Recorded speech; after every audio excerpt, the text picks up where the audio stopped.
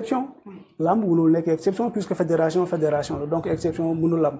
mais chaque fédération dafay am ay statut ñun suñu statut lamb permettre na toutes les associations affiliées reconnues ñu voter. non pour man loolu lépp lañ war a dindi ASC yi ASC d'accord nañu pour ASC mais ASC yi boo leen génnee am na benn point boo xam ne keroog Mango soulevé na ko ci point de presse bi je pense que loolu aussi ça a été un effet déclencheur maanaam affiliation.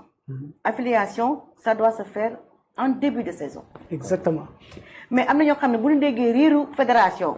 AG bi le 8 la. c'est la ñu affilié entre. mois de juillet ak août non juin juillet. non c'est baal moo indi la précision vous n'avez pas compris même Manga n'a rien compris xam nga lan moo xew. on a mis en place un chronogramme pour aller à une fédération. non laisse-moi terminer parce que y a des non baal indi la précision si loolu. y a des entités yoo xam ni. su fekkoon ni def na woon fast track fédération bi doo leen mës a dégg nu affilié te pourtant ils organisaient des combats donc pourquoi cette fois-ci ñu ne dañuy affilié bu ñu déggee affaire fédération loolu mooy affaire vote bi moo tax. da nga bëgg wax dañu bëgg bokk. am nañu seen candidat moo xam ne day booster seen vote tey dafay booster li nga xam ne moom mooy seen candidat c'est sûr que am nañu candidat le fait que ñu toog ay depuis des années ils se sont pas affiliés au CNG pourquoi ñu toog à l'instant T bu ñu déggee fédération ñu dem affilié wu. mois de juillet nga xam ne. entre juin juillet presque fin de saison. par rapport au loolu ça pose énormément problème. donc loolu 59 associations kii la ASC. 59 ASC su ko dugalee tey si vote tey. pratiquement tey ñu mu àndal candidat bi c'est sûr que ñu bëree dañoo comprendre ce processus là.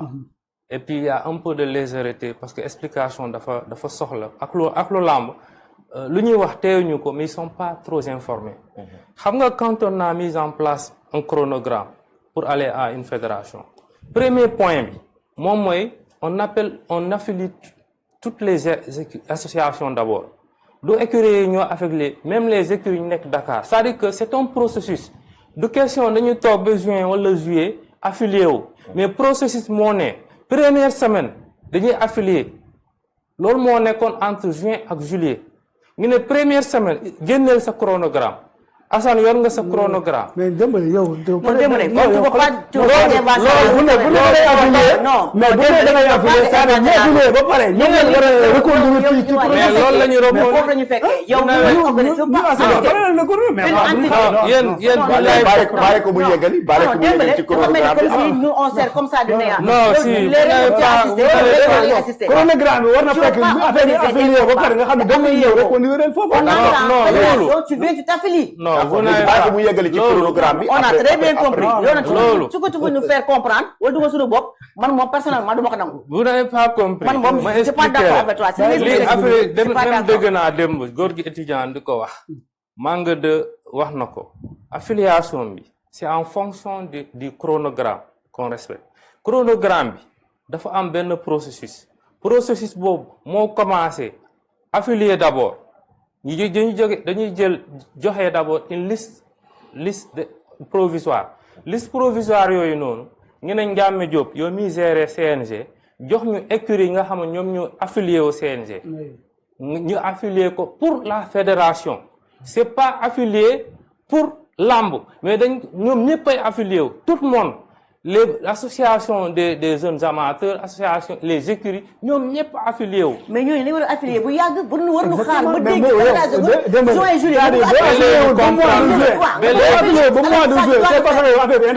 ba léegi comprendre leen. non non yow ba léegi je ne fais pas comprendre déglu leen ma rek li nga comprendre mooy que ne yow c'est-à-dire saison bu ubbee octobre mbër yi écurie yi manager yi ñëpp dañu war a dem affilié. maanaam affiliation dafa war a def couverture de la saison. non déglu leen comprendre mais moom fu muy waxee dafa mel ni li nga xamante ne nii moom mooy dafa am date bu ñu préciser pour affiliation. c'est ça loolu moo normal loolu nag. parce que association boo xam ni yow da nga war a organiser wala boog ci reconnu nga yëngu si lamb da nga war a dem soo amee seen service rek demal nga affilié mais doo toog yor seen. moo tax ma ne la ba léegi Al-Amine bàyyi ma expliquer leen est-ce que affiliation bi c'est pas pour un fait bien défini. mais loolu la ñu non baal ma expliqué waat bu dee dama déggul olof moo tax de comprendre ma lakkal leen tubaab ce qu'il faut comprendre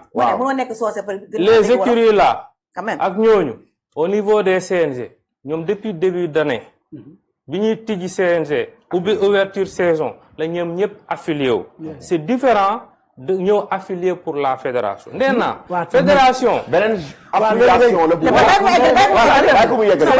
la c'est juste une formalité dañuy ne le chronogramme de la fédération pour aller à une fédération mois de juin juillet la commencé soo ma envoyé chronogramme ma expliqué la ngeen a comprendre mois de juin la ñu commencé réunion bi nee naa la réunion bi avec les acteurs de la lutte au ministère c'était le 28 de juin Léopold bu ñu demee foofu ñu proposer chronogramme au mois de juillet la commencé chronogramme moom moo ne si processus bi première semaine bi dañuy affilier de manière symbolique la affilié wu moom mooy les écuries même école de lutte Balla Gaye si la ñuy affilier et pourtant c'est différent que bu ñuy affilier pour saison bi passé affiliation bi c'est juste pour la fédération c'est-à-dire dañuy affilier waat. non bàyyi ko mu fa léegi xam nga foofu yow la li ma comprendre man foofu. su la yow da nga bëgg séparer affiliation chronogramme bi ak affiliation lamb.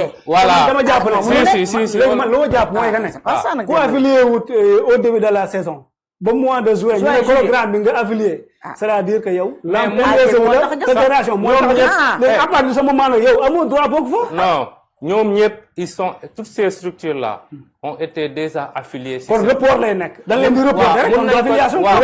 mais mun nañ ko def report mais lan moo tax ñu tuddee ko affiliation. c'est pour que xam nga bële CRG ak CNG. ñoo leen loolu inscription la war a tudd.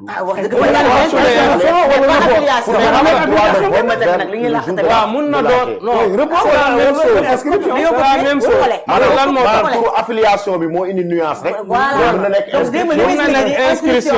mais affiliation ak revérification. inscription wala revérification. parce que bii. mais affiliation affiliation moom mënu fi nekk moom. si bon peut-être. non ça affiliation boo intéressé wu la fédération moo la intéressé. non c'est des structures. non le terme yéen li ngeen waxee. les termes on le yéen li ngeen waxee. yéen li ngeen waxee. ça fausse le débat. Ndeye Comba yéen li ngeen waxee. dafa mel ni association yooyu noonu. dañuy xaar bi ñu naan fédération mooy waaju jóg. moo tax ñu dem uti seen récépissé. yow li nga wax loolu lay signifié. c'est loolu lay signifié. pour cela ma ne la ba léegi je ne me fais pas comprendre te bëgg leen déglu. ni ngi lay déglu lu ma leen wax. non non ni ngi lay déglu lu ma leen wax. yow sa explication dafa xaw a c'est clair. dañuy teg benn chronogramme.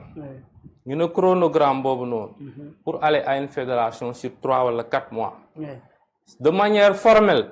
ñu ne première semaine bi dañuy ne CRG yi ak CNG nañu jox les associations qui se sont affiliées à leur niveau ñu jël leen jox ko ministère vérifier waat est-ce que association yooyu ay association ñu mën a nekk ci fédération la. c'est une vérification. c'est une vérification koy def. c'est ça pour mën leen légitimiser. cela ne veut pas dire que dañoo dëgg fédération rek. ñu dem uti seen récépissé pour ñu nekk association. déedéet. léegi ma démbal léegi ñu ñëw mois de juin fu ñu jógee. léegi ñu ñëw mois de juin ak juillet fu ñu jógee. mois de juin parce que chronogramme de chronogramme de la fédération juillet le démarré. toutes les activités qui concernent le début jusqu'au 8 novembre c'est le chronogramme qui est respecté. nu ñu affilié association yi bu ñu paree seen bos ñu ne. les associations aussi ñu affilié leen mais demuñu gis Alburax pour lui dire jëwal nga affilié wu pour fédération. CNG lañ dem. maa nga li mu wax daf ne am na ñoo xam ne nii entre mois de juin ak juillet lañ dem. c'est parce qu'ils n'ont pas compris. bu fekkee Manga. te ñun te war nu xaar ba chronogramme bi génn soog a affilié yow kay ci jeune entité. Manga ak Jax. da nga war a affilié. non ñoom elles étaient l'alerte qu'ils ont faite aussi. ñoom alerte bi ñu def. xam nga ça sous-entend beaucoup de choses. tey l'État. yéen ñi nga xam ne vous êtes sur le terrain. dem leen gëstu kuy candidat am. Non, le gars, on l'avait invité ici, le directeur. Il a dit que non, non, pas de candidat. Non, mais après l'émission, il a insisté sur ça. loolu moom ça le concerne. waaw ne ko kay nangul aussi. mais dama ne journaliste yi nga xam ñu ngi si terrain bi nañu dem gëstu. dinañ ñëw léegi nii dinañ xam nga boo gisee ñoom maa nga candidat mais ba léegi ci côté affiliation yi nga xam ne mooy candidat affiliation bi man gis naa koo xam ni son écrit pendant 6 ans bëriwul benn làmb woo na ma ne ma damaa bëgg dugg ci fédération bi moo tax il faut ma dem dugal sama kii bi xam nga donc yooyu yëpp c'était opportuniste waaw ñoom ñëpp xam nga te ñi ñuy dugal nii di leen forcer pour man jusqu'à présent y a anguille sous roche parce que li Ndeye Coumba wax 59 associations boo leen jëlee pour ñu voter kenn mais foofu plébiscite lay nekk moo tax candidat yi ñu ngi commencé alerter de. te affaire yi li muy xëy moo tax après ils ont reculé. waaw non xoolal non xam nga reculer bi pour lan la peut-être nee naa la conférence bi c'est un élément déclencheur. dinañ woo ñenn ñi déglu leen. ba pare joxe des éléments de réponse man nag CNG bii ma gis nii. CNG yi mu mos a gis yëpp kii moo ci gën a ñàkk communiquer il communique très mal. keroog wax naa leen ko fii.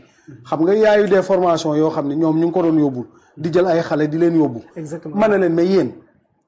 mais y a des médias forts qui traitent de la lutte mais pourquoi du ngeen ñëw ngeen signé ak ñoom convention vous prenez les journalistes. parce que tey équipe nationale mënul ànd ak CNG di tukki Ndeye Coumba toog fii Dembale toog fii wala ñii toog fii. parce que ñoom ñooy bind ci làmb ji. mais ñoom bu ngeen leen yóbbee bu ngeen leen yóbbee même bu seen rédaction. yow la CNG n'a pas le moyen nga ne dañuy yóbbu ay. non lui n'a pas les moyens. il signe partenariat mais partenariat ñoom déjà c'est un problème sax pour les billets d'avion. donc dañuy wàññi des fois sax seen taayu délégation bi pour yóbbu nit ñi. donc foofu mooy jël di yóbbu.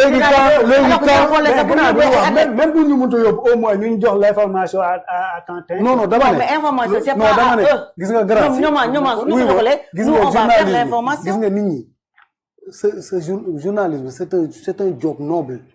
journalistes yi ñii dañoo namu tukki. namuñu tukki mais problème bi mooy yow pour nga dem information mais tu vas. da ngay dem à la source mais imagine tey nga dem toog nekk Lutte TV wala nga nekk Record wala nga nekk Soleil la fay nekk da nga koy xam mais tu informes les gens à temps réel. mais c'est aussi simple que ça. léegi nag ay canevas la rek ce sont des canevas parce que fii sponsoring yooyu yëpp boo gisee rek partenaire win-win la. comprendre nga ñoom mën nañ dem ñoom ñu gérer seen i séjour gérer seen kii mais sa rédaction jëndal la billet ak yeneen mais loolu c'est rien du tout bu fekkee CNG mënul loolu ba pare yow yaa ngi bëgg ne da ngay dem fe mais non mais écoutez bu ñu revenir ci li nga xam ne Dembélé mu ngi ko doon wax léegi bi nga xamante ne ci texte yi parce que dañ ne du 21 juillet au 1er août dañu permettre foofu noonu y a une certaine ouverture moom mooy texte bi nekk bi ngeen di gis nii moom mooy sensibilisation et régulation des associations et des écuries actives ñu ne la aussi transmission par les comités régionaux de gestion de la lutte les listes et associations et écuries actives au comité national de gestion de la lutte c'est-à-dire permettre nañu les associations yi nga xamante ne ñu ngi yëngatu ci wàllu làmb ñu mën a inscrire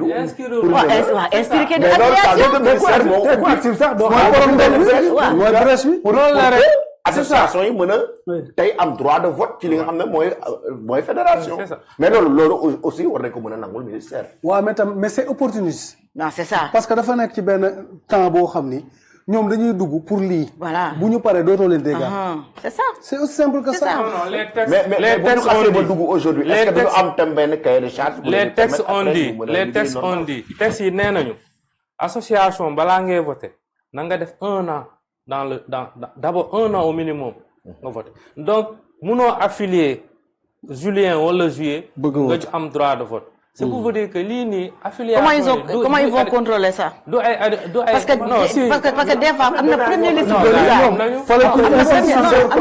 information la mais ñoom dañu waroon communiquer ci loolu non mais non xam nga li ma xamul comprendre mooy première liste provisoire bu ñàmme yónnee bi ma jox sama téléphone am ñoo xam ne dañuy wax défaut de récépissé te ñooñu ils organisent des combats comment ils peuvent organiser des combats alors que amuñu récépissé.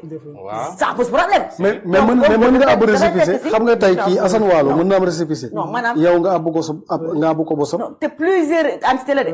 plusieurs entités défaut de récépissé la lay waxal ñooñu en un temps record indi nañu récépissé bu ñu affilié au niveau du CNG.